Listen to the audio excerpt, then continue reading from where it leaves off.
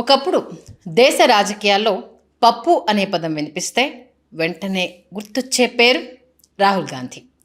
రాజకీయ ప్రత్యర్థులు, social media trolls, memes ఏ వేదిక చూసినా రాహుల్ గాంధీని అసమర్థుడిగా, అమాయకుడిగా చూపించే ప్రయత్నం జరిగింది. కానీ ఇప్పుడు అదే పప్పు అనే పదం మరో రాజకీయ నాయకుడి చుట్టూ తిరుగుతోందా? మోదీ ఇమేజ్ను సీజేపీ మూమెంట్ భారీగా డ్యామేజ్ చేసిందా?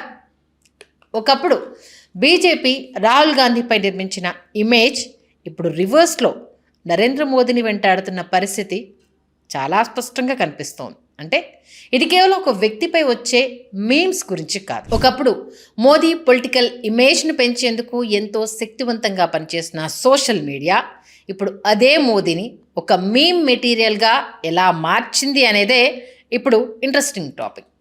నమస్తే, వెల్కమ్ టు తెలుగు రాజ్యం. నేను మీ సంధ్య. పప్పు రాజకీయాల్లో ఒక అసమర్థ నేతకు అసమర్థుడు అని ప్రత్యర్థులు చిత్రీకరించేందుకు ఉపయోగించే పదం. పప్పు అనేది ఒక అధికారిక రాజకీయ పదం కాదు. ఇది ఒక వ్యక్తిని తెలివి తక్కువవాడిగా, అసమర్థుడిగా, సీరియస్గా తీసుకోవాల్సిన అవసరం లేని వ్యక్తిగా చూపించడానికి ఉపయోగించే ఒక డియోగరేట్ వర్డ్. రాహుల్ గాంధీ విషయంలో ఈ ముద్ర చాలా సంవత్సరాల పాటు పనిచేసింది. ఆయన ఏం మాట్లాడినా ముందుగా ఇది పప్పు చెప్పిన మాట అనే ఫ్రేమ్ని ప్రజల్లోకి చేరేలా ఒక వాతావరణం తయారైంది. దాంతో ఆయన చెప్పిన విషయం నిజమా కాదా అనే చర్చ జరగకముందే ఆయన వ్యక్తిత్వాన్ని ఎగతాళి చేయడం అనేది మొదలయ్యేది. ఇది రాజకీయ కమ్యూనికేషన్లో చాలా శక్తివంతమైన పద్ధతి. ఒక వ్యక్తి చెప్పే మాటను ఎదుర్కోవాల్సిన అవసరం లేకుండా ఆ వ్యక్తినే నమ్మశక్యం కాని వాడిగా చూపిస్తే చాలు. రాహుల్ గాంధీ విషయంలో ఎగ్జాక్ట్గా ఇదే జరిగింది. అయితే ఇప్పుడు పరిస్థితి మారుతోందా?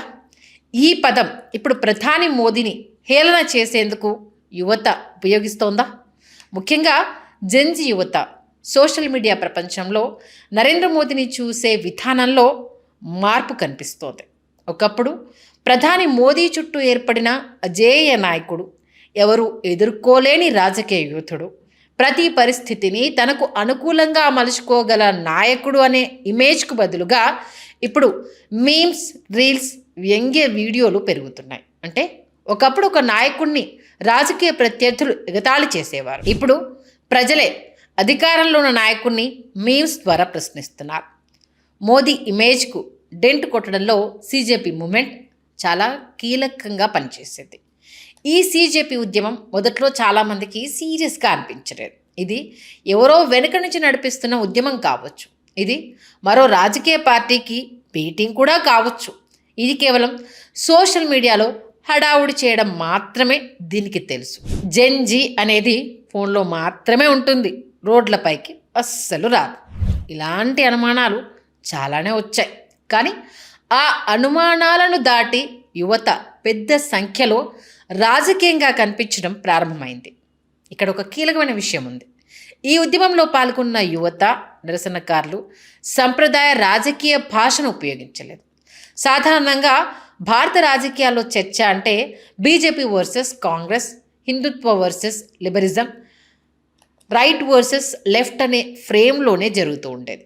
కానీ సీజేపీ ఉద్యమం గవర్నమెంట్ వర్సెస్ కాక్రోచ్ అనే భాషను ఉపయోగించడం ద్వారా ఆ పాత విభజనను దాటే ప్రయత్నం చేసేది. అంటే మీరు ఏ పార్టీకి చెందినవారు అనే ప్రశ్నకు బదులుగా మీకు ప్రభుత్వం నుంచి జవాబుదారీతనం కావాలా అనే ప్రశ్నను ముందుకు తెచ్చారు. అదే అకౌంటబిలిటీ అనే పదాన్ని ఉద్యమానికి కేంద్రంగా మార్చింది. రాజకీయ ఉద్యమం విజయవంతం కావాలంటే ప్రతిసారి ఒక సిద్ధాంతాన్ని నమ్మాల్సిన అవసరం ఉంటుంది. ఒక్కోసారి ఒక సాధారణ సమస్య చుట్టూ ప్రజల్ని కలపడం సరిపోతుంది. నాకు ఉద్యోగం కావాలి, నాకు పరీక్ష సక్రమంగా జరగాలి, నా విద్యకు విలువ ఉండాలి, ప్రభుత్వం నా ప్రశ్నలకు సమాధానం చెప్పాలి అనే అంశాలు ఎడమ కుడి అనే సిద్ధాంత విభజనలకు అతీతంగా యువతను కలపగలవు. సీజేపీ విషయంలో కూడా అదే జరిగింది. మరి ఈ ఉద్యమం నరేంద్ర మోదీకి ఎందుకు ఇంత ఇబ్బందికరంగా మారుతుంది? దానికి సమాధానం సోషల్ మీడియాలో ఉంది. గతంలో ఒక రాజకీయ నాయకుడి ఇమేజ్ను తయారు చేయడానికి టెలివిజన్ ఛానళ్లు, వార్తాపత్రికలు, పార్టీ ప్రచార యంత్రాంగం ఒక కీలక పాత్ర పోషించేవి. ఇప్పుడు పరిస్థితి పూర్తిగా మారిపోయింది. ఒక వీడియోను ఒక ప్రభుత్వం తొలగించగలదు, ఒక పోస్ట్ను ఒక ప్లాట్ఫామ్ నుంచి తీసేయించగలదు. కానీ అదే వీడియోను మరో వ్యక్తి మళ్ళీ అప్లోడ్ చేయగలడు. ఒక మీమ్ను తొలగిస్తే మరో 100 మీమ్స్ పుట్టుకొస్తాయి. ఒక ఖాతాను ఆపేస్తే మరొక ఖాతా దాన్ని పంచుతుంది. ఈ కొత్త డిజిటల్ వాస్తవాన్ని జెన్జీ చాలా వేగంగా ఉపయోగించుకుంటోంది. రాహుల్ గాంధీని ఎలా ఒక నిర్దిష్ట రాజకీయ ఇమేజ్లో బంధించారో ఇప్పుడు నరేంద్ర మోదీని కూడా అదే సోషల్ మీడియా అదే విధంగా ఒక వ్యంగ్య పాత్రగా మార్చే ప్రక్రియ మొదలైందని ఈ సీజేపీ మూమెంట్ చూస్తే చాలా బాగా అర్థమవుతుంది. ఇక్కడ ఒక ముఖ్యమైన తేడా ఉంది. రాహుల్ గాంధీ విషయంలో పప్పు అనే ముద్ర ప్రధానంగా ప్రత్యర్థి రాజకీయ కమ్యూనికేషన్లో ఒక ఆయుధంగా పనిచేస్తుంది. ఇప్పుడు మోదీ విషయంలో అదే ప్రక్రియ పూర్తిగా ప్రజల చేతుల్లో, ముఖ్యంగా యువత చేతుల్లో నడుస్తుందా అన్నదే అసలు ప్రశ్న. ఇప్పుడు మీరు ఒక్కసారి ఆలోచించుకోండి. ఒక నాయకుడిని 10 ఏళ్ల పాటు బలమైన నాయకుడిగా చూపిస్తూ అదే నాయకుడిపై ఒక చిన్న మీమ్ ఎందుకు ఇంత ప్రభావం చూపుతుంది? సమాధానం రాజకీయ ఇమేజ్లో ఉంది. ప్రజలు నాయకుడిని దేవుడిలా చూడడం ప్రారంభించినప్పుడు అతనిపై వచ్చే వ్యంగ్యం కేవలం జోక్గా ఉండదు, అది ఆ ఇమేజ్ను మానవ స్థాయికి తీసుకువస్తుంది. ఒకప్పుడు దేవుడిలా కనిపించిన నాయకుడు ఇప్పుడు సోషల్ మీడియా కమెంట్ సెక్షన్లో సాధారణ వ్యక్తిలా ఎగతాళికి గురవుతున్నారు. ఇది నరేంద్ర మోదీ వ్యక్తిగతంగా బలహీనపడ్డారని నిరూపిస్తుందా? ఖచ్చితంగా కాకపోవచ్చు. ఒక రాజకీయ నాయకుడిపై మీమ్స్ పెరగడం అంటే అతను ఎన్నికల్లో ఓడిపోయాడని కాదు. సోషల్ మీడియాలో వ్యంగ్యం పెరగడం అంటే ప్రజలంతా అతనికి వ్యతిరేకంగా మారిపోయారని కూడా కాదు. అది ఎన్నికల ఫలితం కాదు, అది ఒక ట్రెండ్ను గుర్తించడానికి చేసే ప్రయత్నం. కాబట్టి మోదీ ఇమేజ్ పూర్తిగా కూలిపోయింది అని తేల్చేయడం ఎంత తప్పు, ఈ మీమ్స్కు ఎలాంటి రాజకీయ ప్రభావం లేదు అని చెప్పడం కూడా అంతే తప్పు. ఎందుకంటే రాజకీయాల్లో పర్సెప్షన్ చాలా ముఖ్యం. ఒక నాయకుడి గురించి ప్రజలు ఏమనుకుంటున్నారు అన్నది అతని పాలన గురించి వారి అభిప్రాయాన్ని ప్రభావితం చేస్తుంది. ఒకప్పుడు రాహుల్ గాంధీ ఏం చెప్పినా పప్పు అనే ఫిల్టర్లో చూసినట్లే భవిష్యత్తులో మోదీకి సంబంధించిన కొన్ని విషయాలను కూడా ప్రజలు ఆ వ్యంగ్యం ఫిల్టర్లో చూడడం ప్రారంభిస్తే అది రాజకీయ కమ్యూనికేషన్కు పెద్ద మార్పు. ముఖ్యంగా మొదటిసారి ఓటు వేయబోయే యువత ఒక నాయకుడిని తల్లిదండ్రుల తరం చూసిన విధంగా చూడకపోవచ్చు. ఇక్కడే జెన్జీ రాజకీయాలు అసలు ప్రాముఖ్యత బయటపడింది. ఈ తరం నాయకుడిని కేవలం ప్రసంగాల ద్వారా అంచనా వేయరు. వారు క్లిప్ చూస్తారు, పూర్తి వీడియో చూస్తారు, పాత వీడియోతో పోలుస్తారు, మీమ్ తయారు చేస్తారు, కామెంట్ చదువుతారు, తర్వాత తమ అభిప్రాయాన్ని ఏర్పరచుకుంటారు. ఒక నాయకుడు చెప్పిన మాటకు ప్రత్యర్థి పార్టీ సమాధానం ఇవ్వకముందే వేలాది సోషల్ మీడియా యూజర్లు దానికి తమ ఇంటర్ప్రిటేషన్ ఇచ్చేస్తున్నారు. రాజకీయ సమాచారానికి గేట్ కీపర్స్గా ఉన్న సంప్రదాయ మీడియా పాత్ర ఇక్కడ బలహీనపడుతోంది. సీజేపీ ఉద్యమం విషయంలో కూడా అదే ఒక కొత్త రాజకీయ కమ్యూనికేషన్ కనిపించేది. అయితే ఈ కొత్త రాజకీయ శక్తికి కూడా ఒక పెద్ద పరీక్ష ఉంది. సోషల్ మీడియాలో వైరల్ కావడం ఒకటి, ఎన్నికల్లో ప్రజలను ఒప్పించడం మరొకటి. ఒక మీమ్ మిలియన్ వ్యూస్ సాధించవచ్చు, ఒక రీల్ కోట్ల మందికి చేరవచ్చు, కానీ ఆ వైరల్ కంటెంట్ ఓటుగా మారుతుందా? ఉద్యమం ఒక స్థిరమైన రాజకీయ శక్తిగా మారుతుందా?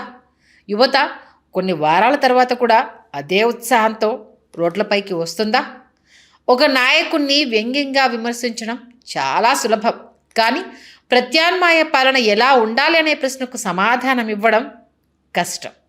సీజేపీ లాంటి ఉద్యమాలకు ఇదే అసలు పరీక్ష. ఇంకో ముఖ్యమైన అంశం అధికారంలో ఉన్న వారి ప్రతిస్పందన. ది వైర్ కథనం ప్రకారం ప్రభుత్వం ఉద్యమకారులపై ఒత్తిడి, సోషల్ మీడియా పోస్టుల తొలగింపు, విదేశీ కుట్రల ఆరోపణలు వంటి పాత పద్ధతులను ఉపయోగించిందని ఆ రచయిత వాదిస్తున్నారు. అయితే ఇలాంటి చర్యలు సోషల్ మీడియా యుగంలో కొన్నిసార్లు ప్రతికూల ఫలితాన్ని కూడా ఇవ్వచ్చు. ఒక పోస్టును తొలగిస్తే ప్రజలు ఎందుకు తొలగించారు అని అడగవచ్చు. ఆ వీడియోను అడ్డుకుంటే మరింతమంది దాన్ని వెతకొచ్చు. ఇక్కడ మరో ప్రశ్న కూడా వస్తుంది. రాహుల్ గాంధీని పప్పుగా చూపించిన రాజకీయ వ్యూహం నిజంగా పూర్తిగా విఫలమైందా?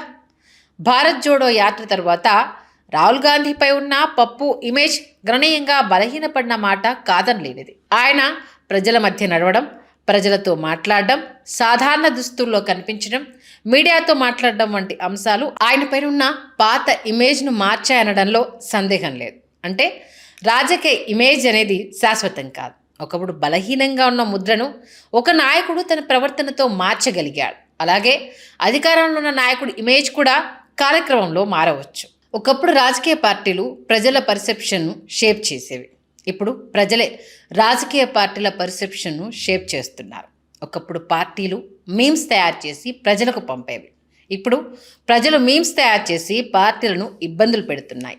ఇది కేవలం టెక్నాలజీ మార్పు కాదు, ఇది రాజకీయ అధికార సంబంధాల్లో కూడా మార్పుకు సంకేతం కావచ్చు.